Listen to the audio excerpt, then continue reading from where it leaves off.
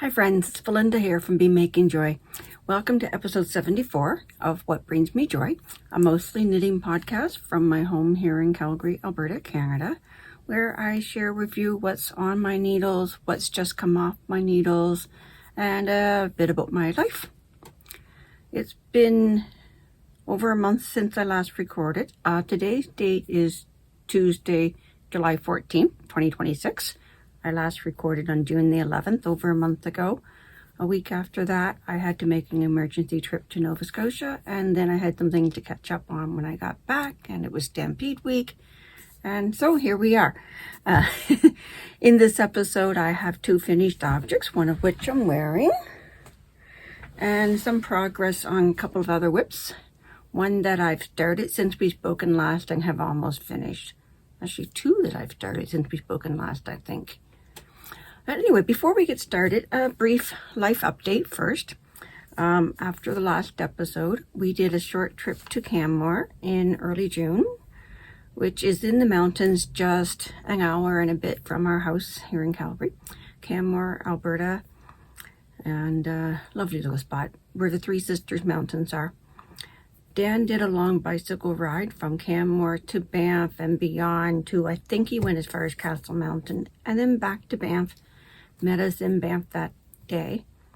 Ilana, our youngest daughter, came with us because she wanted to take some pictures at the Cascade Gardens in Banff. Beautiful gardens most of the time. Sadly, there weren't as many flowers as usual when she was there, and half the garden was under construction, but still we had a lovely day. And then Dan met us. He changed in the van.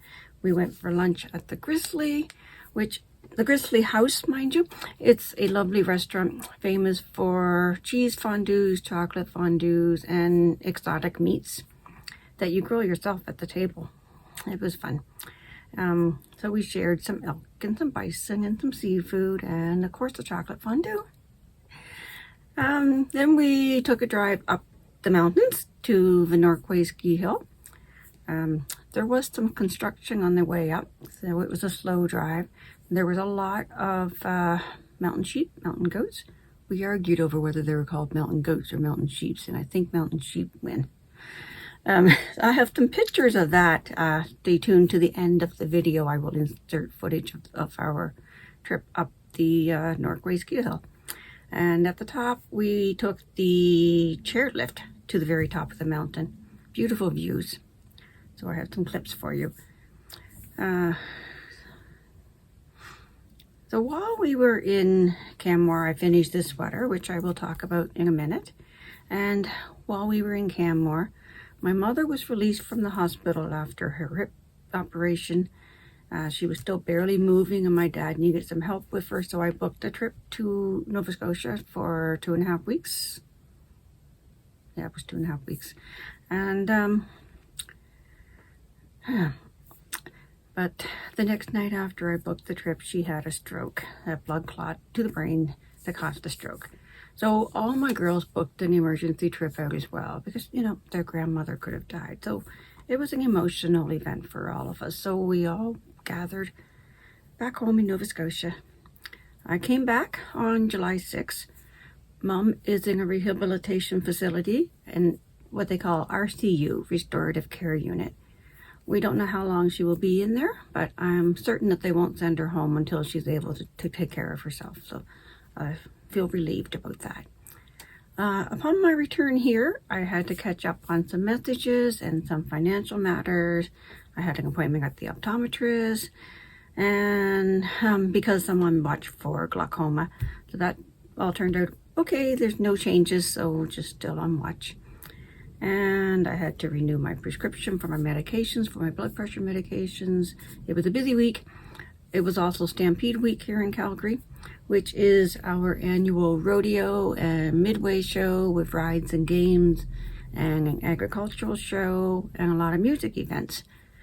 On Saturday of this past weekend, Saturday, I volunteered for my local yarn shop, Ancient Arts Fibers.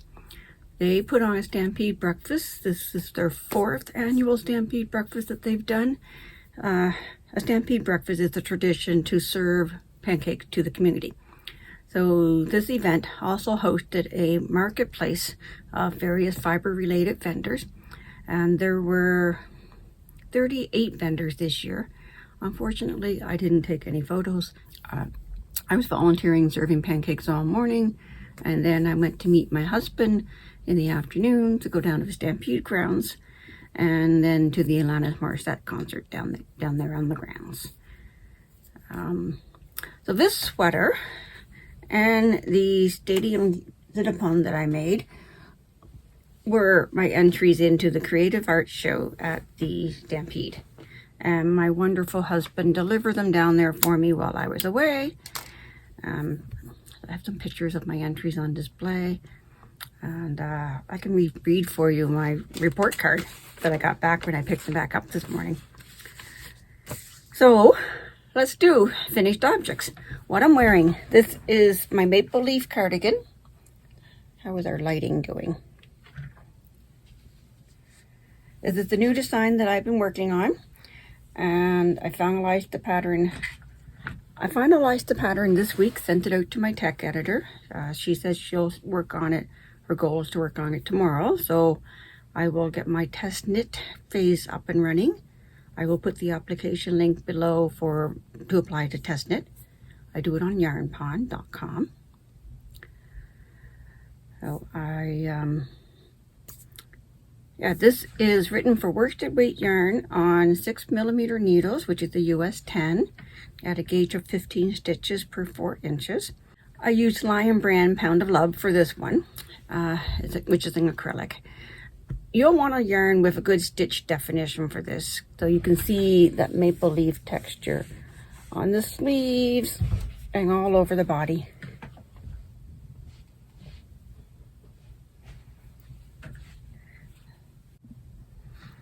I chose maple leaves because that's what I miss about my home province, Nova Scotia, is the fall colors, the beautiful fall colors, especially in the maple leaves. They get oranges and reds. I miss that. It would have been lovely to have taken this sweater home with me to take pictures next to a maple tree, even if the maple trees are green right now. It would have been lovely, but it was in the Stampede craft show. It's knit bottom up in pieces and seamed. So we have a nice, strong, structured garment, a good outer garment. The maple leaf motifs all over. I created the chart for the maple leaf motifs, and I have the full written instructions written out for you. The test knit will start tomorrow. Well, it probably will be tomorrow, July 15th, once I finish recording, downloading, editing, uploading, etc. The link will be down below. It's on yarnpond.com. The test knitting deadline will be September 1st, and the pattern will be released later that week. I wish I'd gotten it ready sooner, but life happens. But it's going to be just in time for fall. I was going to read you my report card from the Calgary Stampede Art Show Creative Arts and Crafts Committee. Their comments are: love the maple leaves, appreciate the effort making and executing your own pattern, love the red, seaming is well done. Please continue to design patterns. Blocking would have enhanced the pattern design. Well done. Well, I did block it, but it is acrylic. Acrylic doesn't block as well as wool. The wool would have been lovelier and would have shown the motifs better. But as I said, you need a yarn with a good stitch definition, and I was using what I had in stash. I think that's all I can think of to tell you about it. But if you have any questions, do pop them in the comments down below or pop me a message. You can find me everywhere on social media as Be Making Joy, or my email is bemakingjoy@gmail.com. Yeah. Now, the other finished object that I have for this episode is the Lap 1 socks for the Super Sock World Championship competition. They were called the Devo socks, is the pattern that I chose. You got 2 choices for this lap. It's themed like Formula One racing, and there's various laps, and you get choices of which pattern to do in each lap. So lap 1, the due date was June the 28th. I finished it 4 hours past the deadline. So I didn't get, to submit it, the submission form was closed at the time. I was in Nova Scotia at 10 p.m. trying, and it said closed 4 hours ago. So I gather that means it was midnight European time, Greenwich time maybe? I don't know. I missed the deadline, but okay. I gave the sock to my sister-in-law in Nova Scotia, so I have pictures to show you, not the actual socks. I didn't think to get a picture of them on her feet, but she did wear them one day while I was still there, and I think they looked lovely. Pattern is called Devo, written by Fran Laurie. I never did look up what Devo might be referring to. So, not knowing what the stitches were supposed to represent, maybe added to the difficulty I had in knitting it. Plus, of course, those 2 weeks were stressful. So there are mistakes in both socks. So Deanna, don't look too closely. Don't compare them. I found the yarn label after I got home. So here it is. Nope, not it. This one.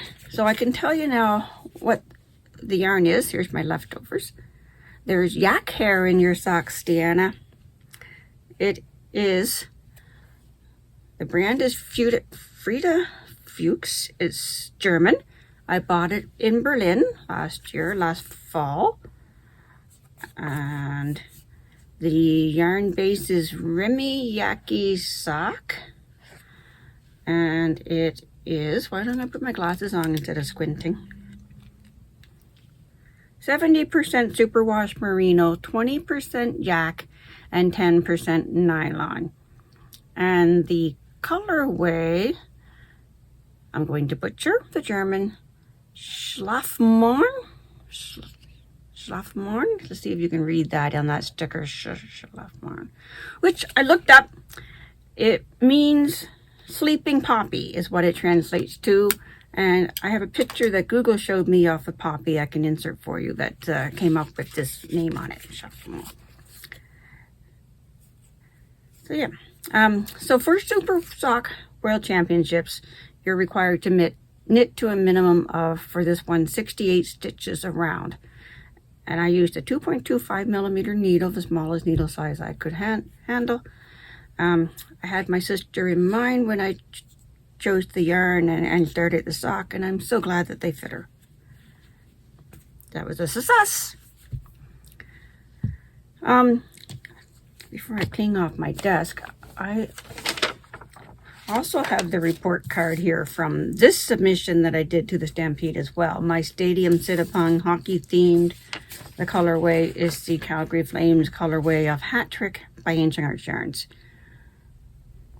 Go over there. So their comments on that one were, cool idea, perfect accessory for hard arena seats.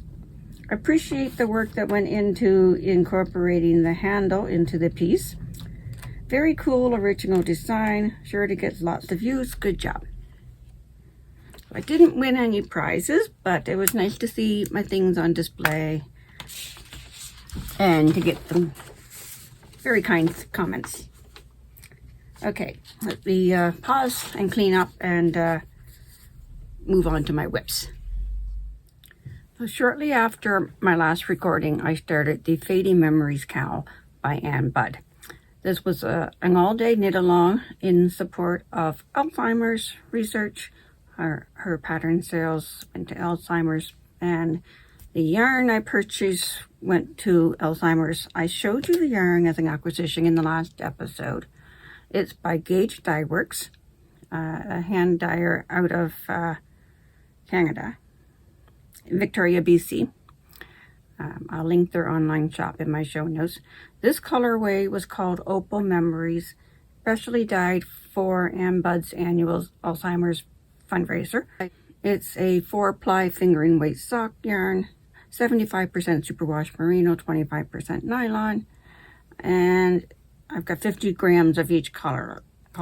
It came together as one hank, And I wound off the purples, and when the purples faded to the variegated section, I separated it into 2 cakes. The pattern is mosaic knitting, and the variegated cake is fading from one color to the next. So the pattern is called Fading Memories 2026. She uses the name Fading Memories in every pattern every year. I don't know if I've made notes on how many years she's done this. I don't have that in my notes, but a lot of the years it's been a cowl. I do have one other cowl that I made when I participated a few years back. So for this fundraiser, she does an all-day knit along. It was June 14th on this year. There's a Zoom group all day. So we join and chat away while we knit. I cast on that morning. I don't remember what time I cast on. I left the Zoom group around 2 because we drove to Canmore that day. But I continued knitting on it the rest of the day, and that's how far I got. And then I put it aside. I only intended to work on it for the one day and then leave it. I will get back to it in the fall, most likely, because I do love it. It's gorgeous. I'm so glad I chose this colorway. I very rarely wear cowls. I have a handful of, well, 2 or 3. I very rarely wear them, but they are very practical. So I should start wearing them more. Loving it. We'll pick it back up again in the fall and finish knitting it. Then I came back from Canmore and was packing for my trip to Nova Scotia. And the fingerless gloves that I was making for my congregation skit coming up at the end of July were not finished. So I handed them off to another friend in the congregation to finish up for us. But I have pictures of them. 1 pair finished. I finished 3 out of the 4 pairs and handed it off for someone else to finish. And they're done now. And that's crossed off my list now. Now, I took too much yarn with me to Nova Scotia. I took the Devo socks I was working on. I took enough yarn to start the next sock in the series, although I didn't start it. I took enough yarn for 2 sweaters. Well, not sweaters, really a t-shirt and a cardigan. I cast on the t-shirt after I finished the Devo socks. So I am making the Long Island Iced Tea by JST Designs, JST Knitwear Designs, Jennifer Shields Tolan, the Long Island Iced Tea. So I thought it would be appropriate to be knitting this project while back in my hometown, because Long Island iced teas were my drink of the choice back in my university days at St. Francis Xavier in Nova Scotia. I did order a Long Island iced tea drink while we were out for supper one night while I was there because my brother was driving. It is a drink that contains 5 alcohols. 5 alcohols: vodka, tequila, gin, rum, and triple sec. And then a splash of Coca-Cola and a squeeze of lemon. It's surprisingly so smooth to drink. You can't taste the alcohol because they all mask each other in just the right way that they blend together. So you can't taste it, which is why we used to drink far too much. It's a very dangerous drink. So anyway, I don't know why she calls this the Long Island Iced Tea, but the patterning in the t-shirt is Jennifer's signature riptide stitch pattern, which she uses in a lot of her garments. This is the first one of her patterns that I have done, and I absolutely love it. It's getting hot. I'm going to pause and take this sweater off. Okay, it's a top-down one-piece raglan yoke. And then, come here, chair. I had the yoke done before my flight back to Calgary.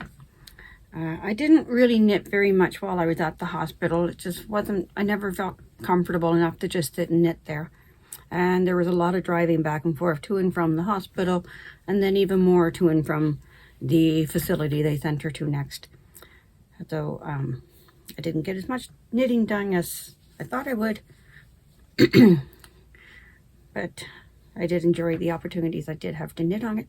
It's a beautiful pattern.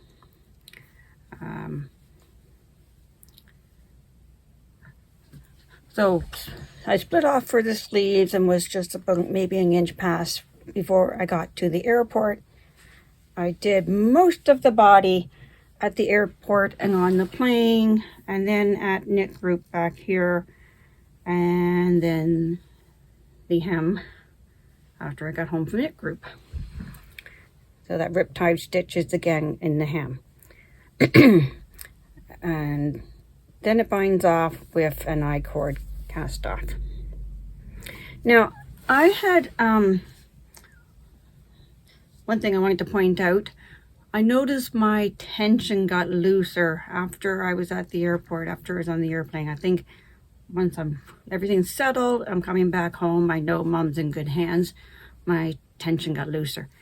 So I can see the difference in my stitches from the yoke to the body. That's okay. And then when I got to starting this riptide stitch in the hem, I was 4 stitches short in the round. So I had to go back and look at the pattern, try to figure out what did I do, why did that happen? And it's because I only cast on 10 stitches at the underarms instead of the 12 that I was supposed to, so 2 on each side. I was 4 stitches short, but that's okay because my knitting in the body was looser. I didn't miss that 4 stitches with about an extra inch. But I had to somehow bring them back for the hem. But studying the pattern a little more, I could see that for some of the other sizes, they had a method of adding 4 stitches back in for the just design on the hem. So I did that for my size, and it all worked out. And then this I-cord bind off. It's only a 2-stitch I-cord. It's lovely. I've never done a 2-stitch I-cord. I've done 3 stitches, 4 stitches, 5 stitches, and they turn out heavier. But this one is just light enough, perfect for the summer garment. So the I-cord is knit 1 stitch, knit the next 2 stitches together through the back loop, slide those both stitches back to the left-hand needle, and repeat it all again. That's how you do an I-cord. So it makes the stitches lie horizontal across the bottom. I love it. Now, for the sleeves, they're ready to get put back onto the needles to finish the sleeves. And I have 2 options. You can either do a ribbing for 6 rounds and then an Italian bind off, or you can just knit 1 round and then do the I-cord bind off. Interesting enough though, the I-cord bind off for the sleeves is a 3-stitch I-cord instead of a 2-stitch I-cord. Interesting. And the pattern did recommend going down a needle size for that I-cord, but I did not. And I'm glad I did not, because there's no stretch in that I-cord bind off. Very little stretch, like no stretch. So going down a size would not have worked for me. So happy mistakes are all working out.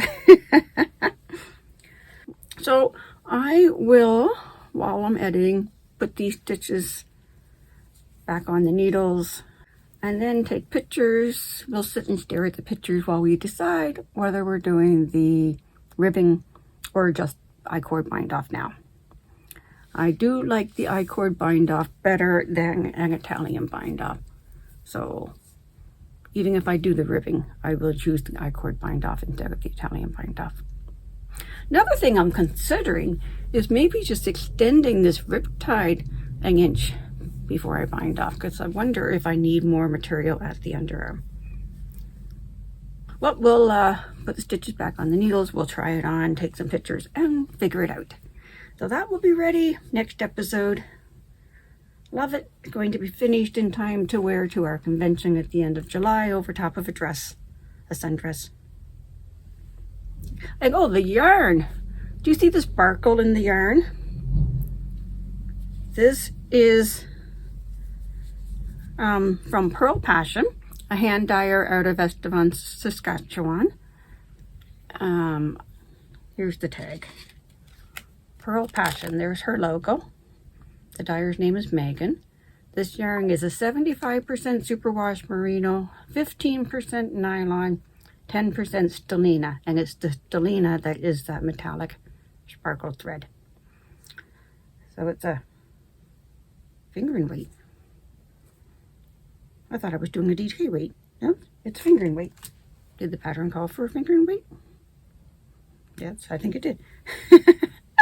It worked out perfectly. 2 skeins of it. I have 16 grams left.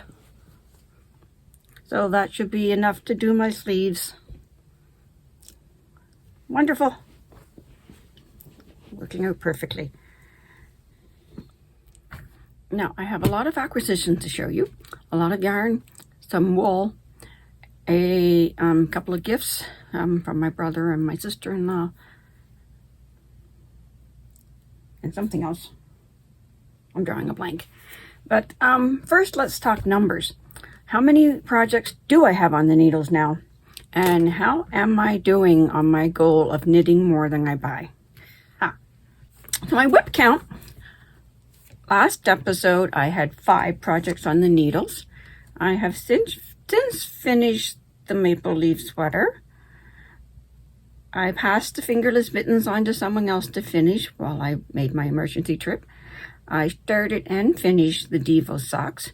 I started the Fading Memories cowl, and I started the Long Island iced tea. This leaves me still at 5 active WIPs.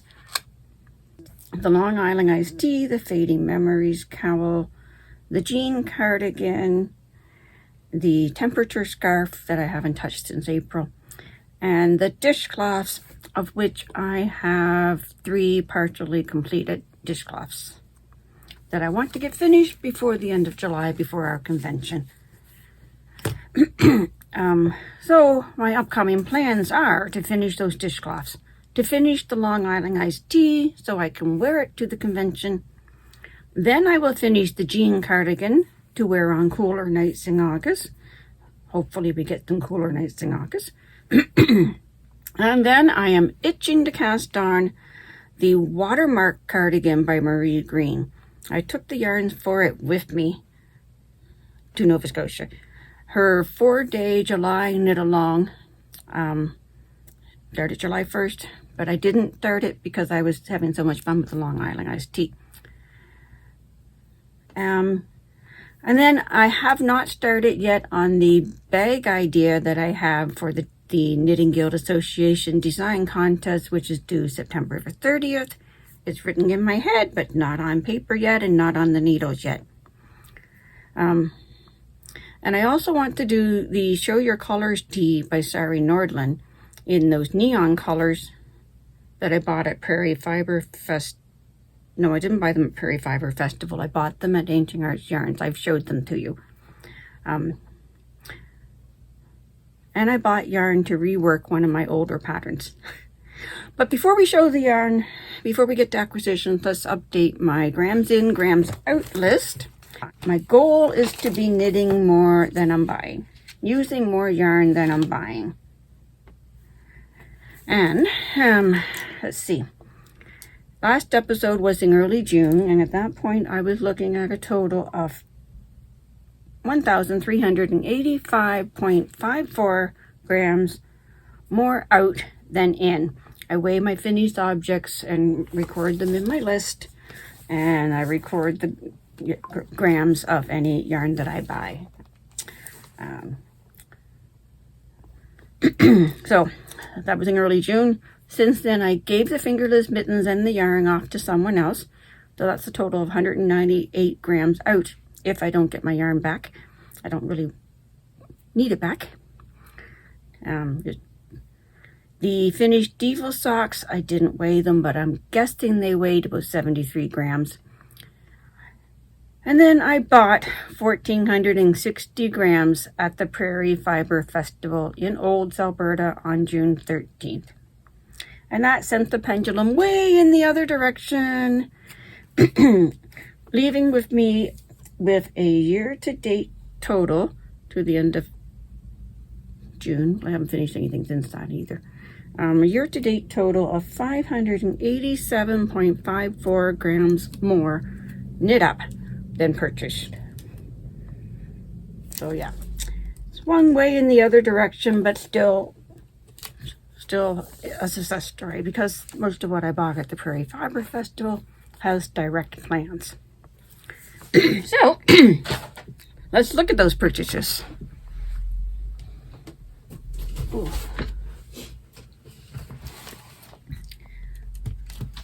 Well, let's go through this basket. What's on top is a gift that my sister-in-law gave me. She does diamond arts work. I know there is a film here that I can peel off. I think it's showing up fine just as it is. Cool, huh? And in the perfect colors for me. And my ring light is reflecting off of it. Let's see.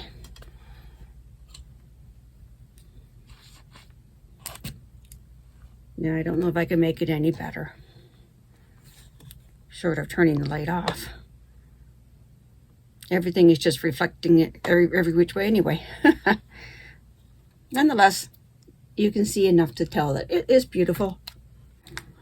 And while we're on the topic of my family, while I was sitting there one night and losing my stitch markers, my brother walked over and plopped these on my desk. On the table in front of me where I was working.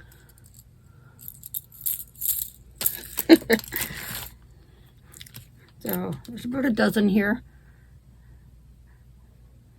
Large plastic stitch markers with some numbers printed in them.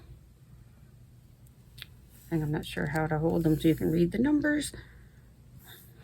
But they're numbers for either marking what needle size you were using or hook size for crochet. If you go and steal the needle or the hook for another project, you'd stick this in through the fabric of the project and remember what your hook size was. Or there are numbers for counting, like I think this one says 10, so you can count your rows or your stitches. So there's a dozen there with different numbers. I will share them with my daughter. They're perfect for her crocheting. And then I've got my other stitch markers mixed in here with it that I took off of my yoke sweater when I split for the sleeves. So I'm going to sort them back out.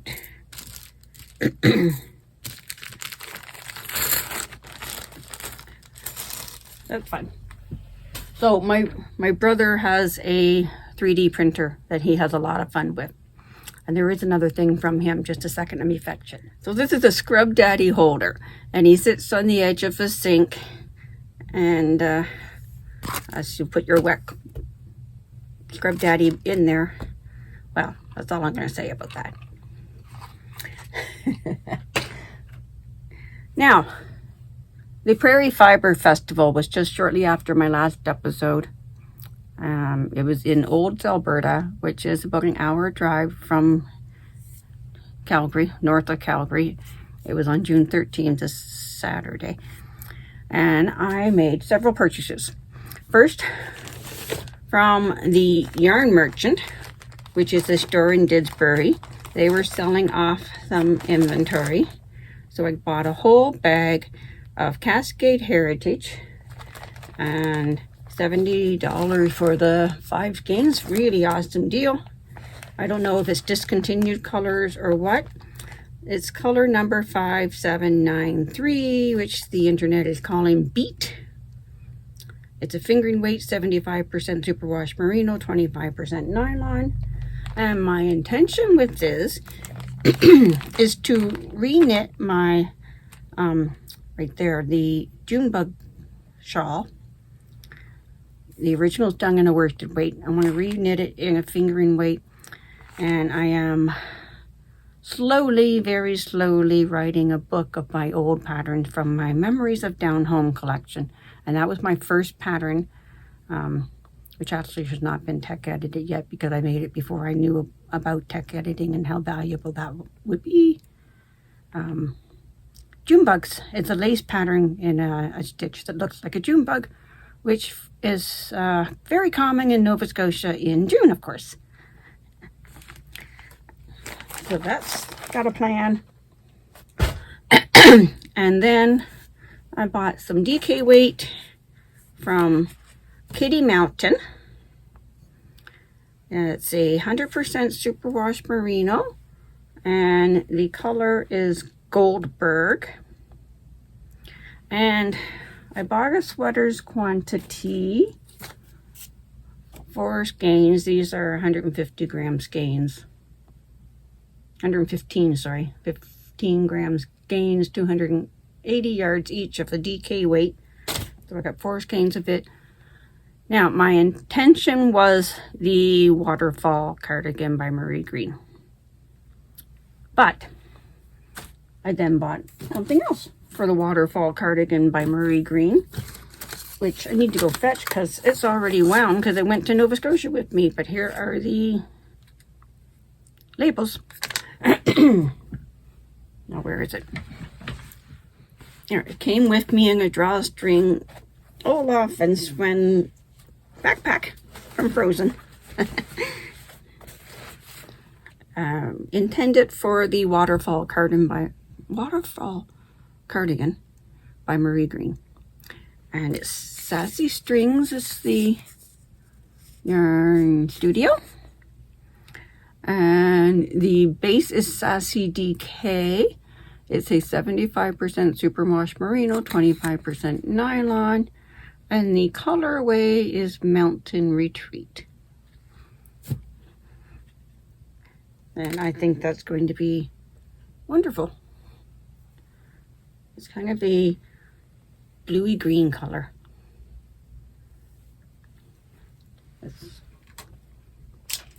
Yeah. I think that's the best light we're going to get. So I bought a sweater quantity of that. 5 skeins. 1, 2, 3, 4, 5 skeins, 100 grams each. 246 yards per skein.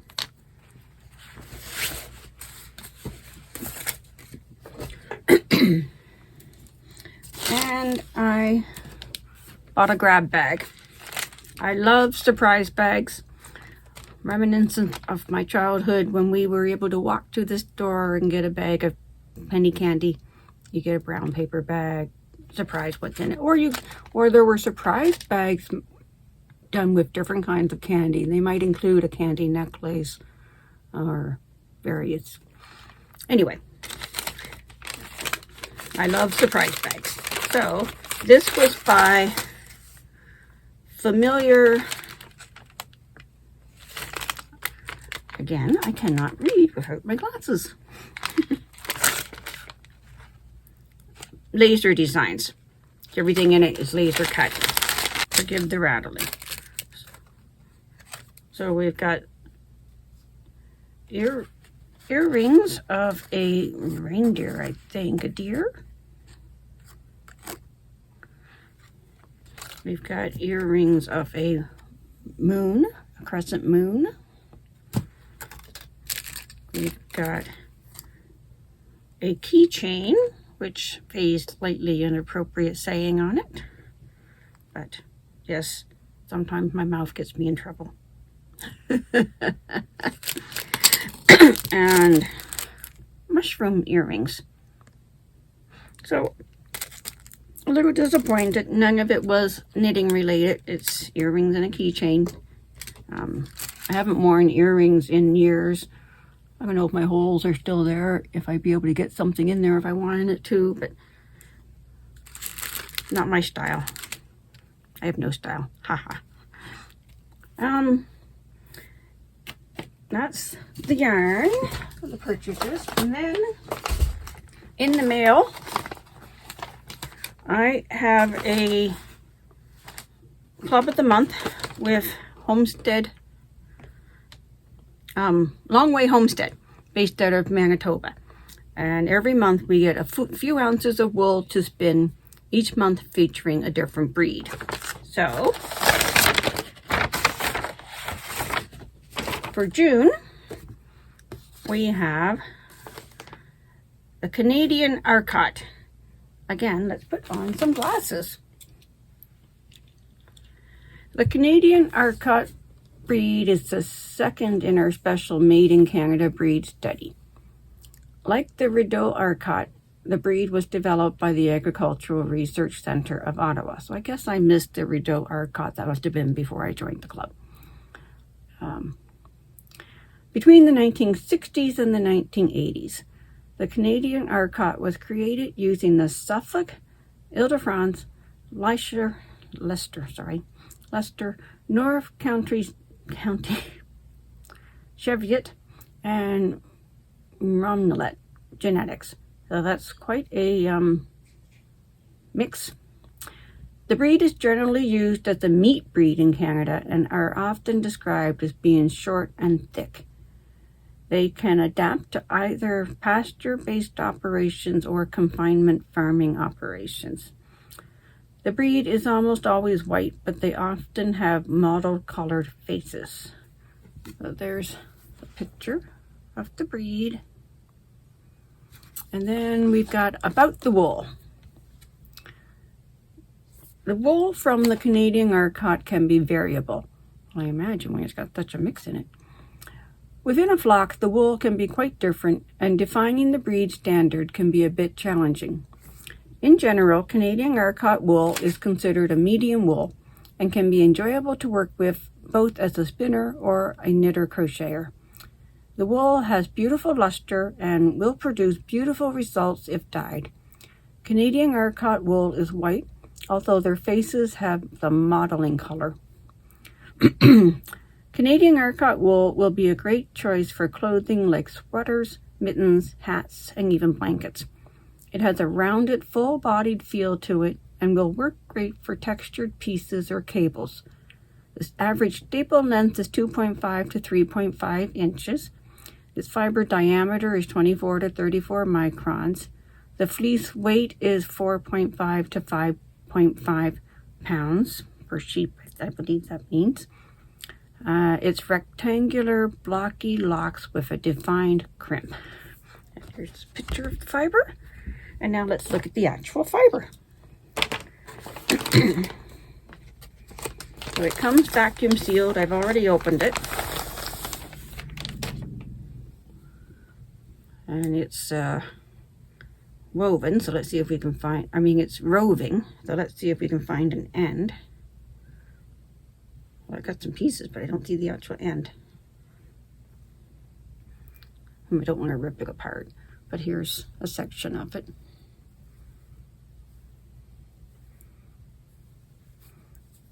It's got a cotton batting feel to it. Not what I would call soft, but it's not rough either.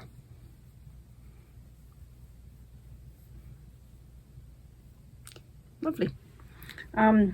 So obviously I haven't participated in Tortoise Fleece this July as I intended to. There's still time left, but I won't because I am behind in things. But at some point I'm going to get back to my drop spindle spinning, and at some point I'm going to order a knee spinner. Still trying to decide whether to wait for the Dreaming Robots or to order a knockoff brand on Amazon. Yeah. So I think that's all there is to share with you this episode. So I'll see you again in a couple of weeks. And thank you for watching. If you've enjoyed my work, please give me a thumbs up so that more people can see it. Please let me know in the comments any questions you have, and let me know what's been bringing you joy this month. Feel free to message me. You can find me everywhere as Be Making Joy. So I'll leave you with happy knitting, happy crocheting, happy beading, happy diamond dotting, happy jigsaw puzzling, happy embroidery, happy baking, happy whatever it is that you like to do. Go make some joy.